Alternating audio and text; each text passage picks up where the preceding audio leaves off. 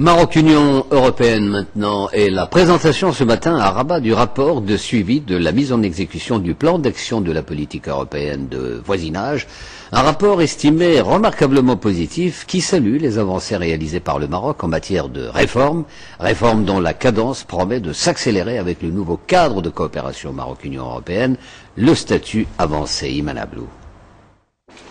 Un partenariat arrivé à maturité, c'est ce qu'a tenu à souligner la délégation de la Commission européenne au Maroc. Le rapport de suivi de la mise en œuvre de la politique européenne de voisinage durant l'année écoulée est ici présenté devant la presse. Les réformes engagées par le gouvernement marocain ont bien avancé. Économique, on voit une bonne tenue au plan budgétaire, on voit certaines avancées en matière de lois importantes sur la normalisation, proposition au Parlement, la sécurité des produits qui sont des lois importantes parce qu'elles permettront après coup d'avancer dans la convergence des normes pour les produits. On voit des avancées en matière de lutte contre la corruption avec la nomination de l'instance de lutte contre la corruption.